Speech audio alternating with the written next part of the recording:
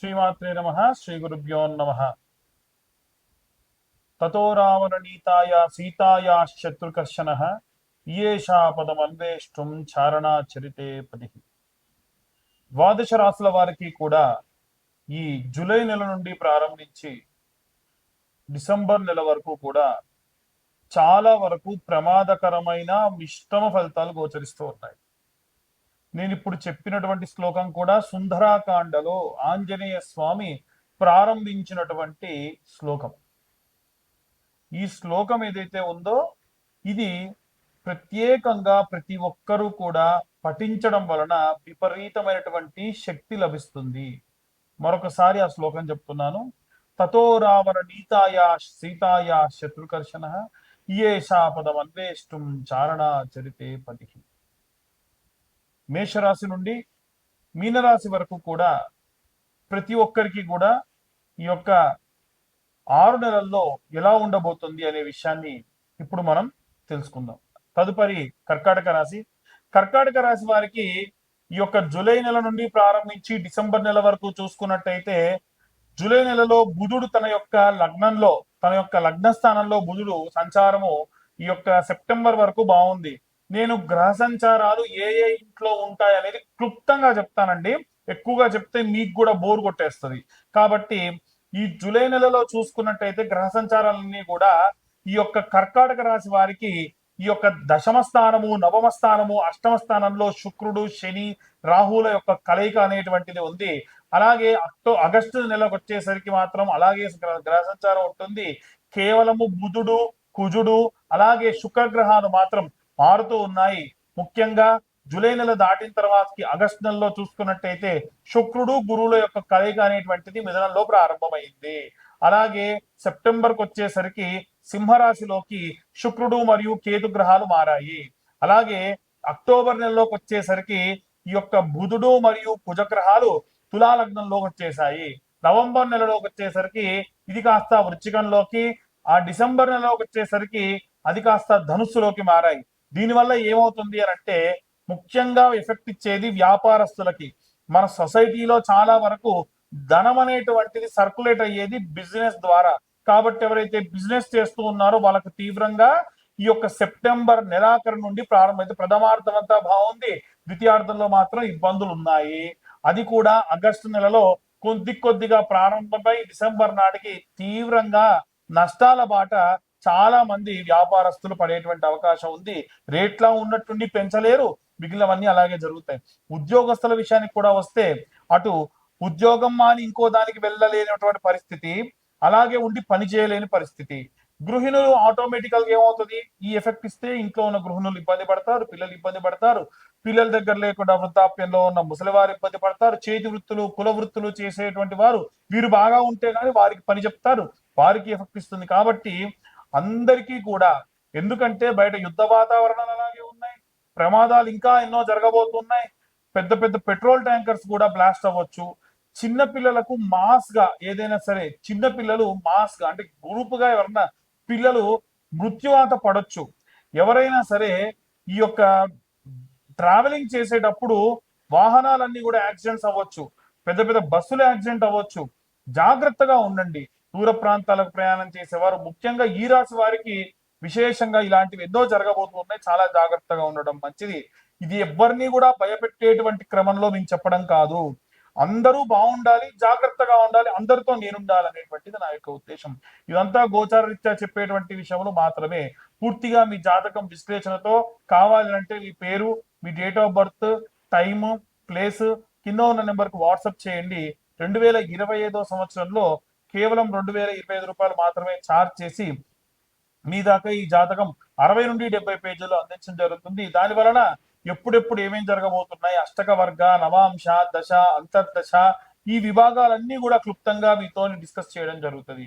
అన్ని వర్గాల వారికి సంబంధించి, అంటే విద్యార్థి దశలో ఉన్న వారి దగ్గర నుంచి ముసలి వారి వరకు కూడా ఎలాంటి రెమెడీస్ తీసుకోవాలి, ఎలాంటి మంత్రపఠనం చేయాలనే విషయాన్ని ఇప్పుడు మనం తెలుసుకుందాం. స్కూల్కి వెళ్ళేటువంటి విద్యార్థుల దగ్గర నుంచి పెద్ద పెద్ద గ్రూప్స్ కు ప్రిపేర్ అయ్యేటువంటి విద్యార్థుల వరకు, ఇంట్లో ఉన్న గృహిణుల దగ్గర నుండి బయటికి వెళ్ళి ఉద్యోగం చేసేటువంటి గృహిణుల వరకు, ఉద్యోగం చేస్తూ ఫర్దర్ గా ఏదైనా వ్యాపారం చూసుకునే ఉద్యోగస్తుల దగ్గర నుండి పూర్తిగా ఉద్యోగంలోనే ఉన్నటువంటి ఉద్యోగస్తులకు, వ్యాపారం చేసేటువంటి వ్యాపారస్తులు, చిన్న పచారీ కొట్టు దగ్గర నుండి పెద్ద పెద్ద సంస్థల్లో ఫ్యాక్టరీలు పెట్టినటువంటి బిజినెస్ మ్యాగ్నెట్స్ వరకు, పబ్లిక్ పోర్టల్లో ఎప్పుడు సంచరించేటువంటి సినీ రాజకీయ రంగాల వారు, దాంట్లో చిన్న కార్యకర్త కావచ్చు, పెద్ద లీడర్ కావచ్చు, చిన్న కెమెరామెన్ కావచ్చు, యాంకర్స్ కావచ్చు, సినీ యాక్టర్స్ కావచ్చు, చేతి వృత్తులు, కుల వృత్తులు చేసుకునేటువంటి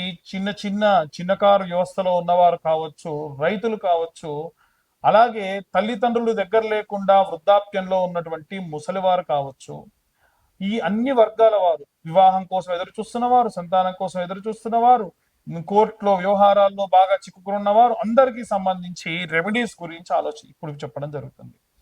రాహువు కేతువుల యొక్క కలయికలో బంధనమైనటువంటి ఈ మిగిలిన గ్రహాలు, 7 గ్రహాలు సంచారం ప్రారంభించి జూలై నుండి డిసెంబర్ వరకు కూడా రకరకాలైనటువంటి మార్పులు చేర్పులు మీ జాతకంలో చూపిస్తూ ఉన్నాయి. దాంట్లో ప్రత్యేకంగా విద్యార్థి దశలో ఉన్నవారు నిత్యం 11 మార్లు వాగ్దేవి అయిన మహా అనేటువంటి మంత్రాన్ని శ్రద్ధగా చదువుకొని వెళ్తే చాలు. ఇంట్లో ఉన్న గృహిణులు, మేము ఎన్నో రోజుల నుంచి చెప్తున్నామమ్మా, చిన్న గౌరమ్మని శుక్రవారం నాడు పెట్టుకొని ప్రతి శుక్రవారము కుంకుమ, కుబేర కుంకుమ కలిపి అమ్మవారి పైన కుంకుమార్చన చేస్తూ శ్రీమాత్రే నమః 108 సార్లు చదవండి. మీరు ఇంట్లోనే దుర్గా కవచం గాని, లక్ష్మీ అష్టోత్తరం గాని, కనకదారాస్తవ స్తోత్రం గాని చేయండి. నిత్యము కూడా ఆ శుక్రవారం నుండి మళ్ళీ శుక్రవారం వరకు కూడా మీరు పూజ చేసిన కుంకుమను ఒక డబ్బాలోకి తీసుకొని మీ వారికి పెట్టండి, పిల్లలకు పెట్టి పంపించండి, మీరు పెట్టుకోండి.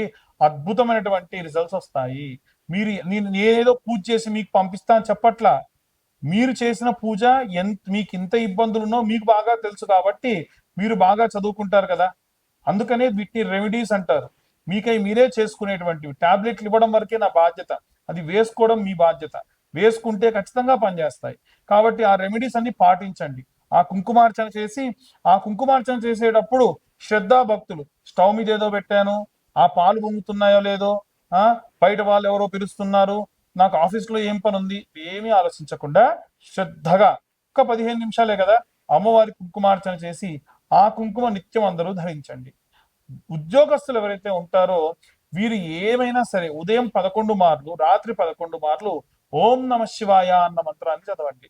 ఒకవేళ కరుంగలి మాల లాంటివి ఏమైనా ఉంటే 108 సార్లు మాలతో చదివి మాల ధరించి వెళ్ళడం వల్ల మీకు చాలా శక్తినిస్తుంది. ఆ కరుంగలి మాల కావాలంటే కింద ఉన్న నెంబర్ కు కాంటాక్ట్ చేయండి, మీ దాకా నేను అందిస్తాను.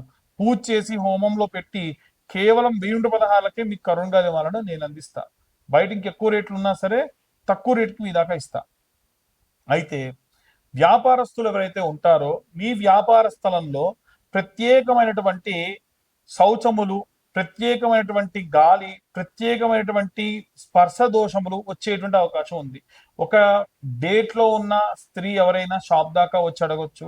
ఎవరైనా శౌచంలో ఉంటే, అంటే ఎవరైనా గతిస్తే శౌచంలో ఉన్న వాళ్ళు కూడా వచ్చి ఏవైనా కొనుక్కొని వెళ్ళొచ్చు.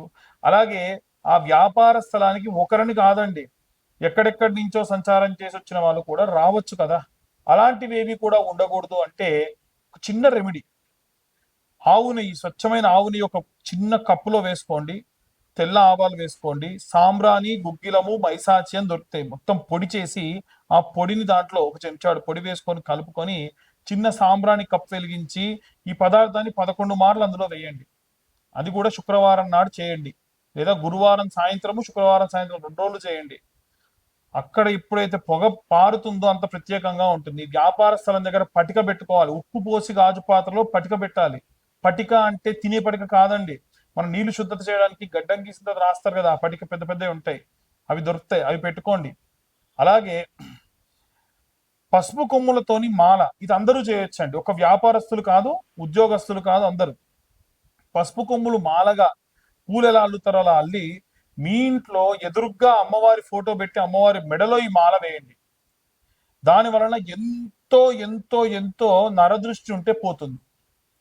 ఇవన్నీ ప్రత్యేకంగా చెప్పేటువంటి రెమెడీస్, ఇవి ఆచరిస్తే చాలా మంచిది. అలాగే ప్రతి అమావాస్యకి ఇంట్లో కానీ వ్యాపార స్థలంలో కానీ గుమ్మడికాయ ఆంజనేయ స్వామి దగ్గర, కొత్త గుమ్మడికాయ ఆంజనేయ స్వామి దగ్గర పెట్టి ఆ మరుసటి రోజు దానికి పసుపు రాసి 11 బొట్లు పెట్టి కట్టాలి. చాలా మంది చేసే తప్పు ఏంటంటే పాత ఉట్టిలోనే గుమ్మడికాయ పెట్టేస్తూ ఉన్నారు. ఎలా ఎట్టి పరిస్థితుల్లో అలా చేయకండి. ఎందుకంటే పాత ఉట్టి కుళ్ళిపోయినటువంటి రసం అంటుకొని ఉంటుంది కాబట్టి మళ్ళీ దీనికి అంటుకొని ఆ కొత్త గుమ్మడికాయ కూడా ఖరాబ్ అయ్యేటువంటి అవకాశం ఉంటుంది. కాబట్టి అలా చేయకండి. అలా అలాగే ఎవరైతే ఈ యొక్క కోర్టు కేసులు గొడవల్లో ఉంటారో ప్రతి నెల సామూహికంగానైనా సరే చండీ హోమాలు జరుగుతూ ఉంటాయి. వీలైతే మీకై మీరే చండీ హోమాలు మీ ఇంట్లో చేయించుకోండి. కుదరని పక్షంలో దేవాలయంలో, దుర్గా దేవాలయంలో ఇవాళ రేపు అన్ని చోట్ల చేస్తున్నారండి. కావాలంటే మమ్మల్ని కూడా కాంటాక్ట్ చేయండి. కేవలం 1000 రూపాయల నెలకు చండీ హోమం చేస్తారు, సామూహికంగా చేస్తారు. లేదు మీ దగ్గరలో ఎవరైనా చేసేవారు అక్కడైనా చేయించుకోండి, పర్వాలేదు. అదొకటి. చేయించడం వల్ల కోర్టు వ్యవహారాలు, గొడవలు, డైవర్స్ కోసం ఇబ్బంది పడుతున్న వాళ్ళు బయటపడతారు. వివాహం కానటువంటి వాళ్ళు ఎవరన్నా ఉంటే గనక కన్యాపాశుపతం అని అబ్బాయిలు చేయాలి అమ్మాయి కోసము, వరపాశుపతం అని అమ్మాయిలు చేయాలి అబ్బాయి కోసం. అలా గనక రుద్రుడికి చక్కెరతో అభిషేకం చేసి హోమం చేయడం వల్ల వివాహం అవుతుంది. కావాలంటే ఈ యొక్క హోమానికి కూడా మమ్మల్ని కాంటాక్ట్ చేయొచ్చు. మీ దగ్గరలో ఉన్న అర్చకులైనా సరే అడిగి మీరు హోమం చేయించుకోండి. దీన్ని అబ్బాయిలు చేయాలంటే కన్యాపాశుపతం, అమ్మాయిలు చేయాలంటే వరపాశుపతం అంటారు. అలాగే ఎవరికైతే సంతానం లేదో వారు చేయించుకోవాల్సింది ఏంటంటే సంతాన పాశుపతం అని ఉంటుంది, అది చేయించుకోండి. శారీరక దౌర్బల్యము, విపరీతమైన ఆరోగ్య సమస్యలు ఉన్నాయంటే సర్వాంగ పాశుపతము అని పాశుపత హోమాలు ఉంటాయి, అలా చేయించుకోండి. అలాగే ఈ యొక్క 6 నెలలు కూడా మీరందరూ కూడా ఏం చేయండి అంటే ప్రతిరోజు నవగ్రహాల దేవాలయంలో 21 మార్లు క్లాక్ వైజ్ డైరెక్షన్ అంటే సవ్య దిశలో తిరగండి. 6 సార్లు అపసవ్య దిశలో అంటే యాంటీ క్లాక్ వైజ్ డైరెక్షన్ లో 6 సార్లు తిరగండి. ఉన్న నవగ్రహాల్లో 7 గ్రహాలకి క్లాక్ వైజ్ డైరెక్షన్ లో ప్రదక్షిణ చేయాలి. మిగిలిన 2 గ్రహాలు రాహుకేతులకు యాంటీ క్లాక్ వైజ్ లో చేయాలి. ఇలా చేయడం వల్ల కూడా దోషం పోతుంది. అలాగే ఏ రోజుకు ఆ రోజు సోమవారం నాడు చంద్రగ్రహానికి బియ్యము, మంగళవారం నాడు కుజగ్రహానికి కందులు, అలాగే బుధవారం నాడు బుధగ్రహానికి పెసర్లు, గురువారం నాడు బృహస్పతి గ్రహానికి అంటే గురుగ్రహానికి శనగలు, అలాగే శుక్రవారం నాడు బృహస్పతి గ్రహానికి బొబ్బర్లు, శనివారం నాడు శనేశ్వరుడికి నువ్వులు, అలాగే నువ్వుల నూనె, అలాగే మంగళవారం కానీ ఆదివారం కానీ రాహుకైతేనేమో మినుములు, కేతువుకైతే ఉలవలకు పిరికెడు మాత్రమే ఆకు డొప్పలో వేసి ప్రతిరోజు కొత్త మట్టి చిప్ప చిన్నవి కూడా దొరుకుతాయి 2 రూపాయలకి. ఆ మట్టి చిప్ప పెట్టి దాంట్లో ఒక్క చుక్క అంటే చెండు బొమ్మ సీసాలో నూనె తీసుకోపోయినా సరిపోతుంది. తీసుకెళ్లిపోయి దాంట్లో ఒత్తేసి దీపం పెడితే చాలు. ఈ 6 నెలలు ఇలా చేస్తే ఏ హోమాలు ఏ పూజలు అవసరం లేదండి. కాబట్టి ఇలాంటి రెమెడీస్ చేయడం వలన అందరూ కూడా ఆరోగ్యవంతంగా ఉంటారు, జరిగే ప్రమాదాల నుండి బయటపడతారు. అందరూ బాగుండాలి, అందులో నేనుండాలని కోరుకుంటున్నాను. సర్వే జనా సుఖినో భవంతు. స్వస్తి.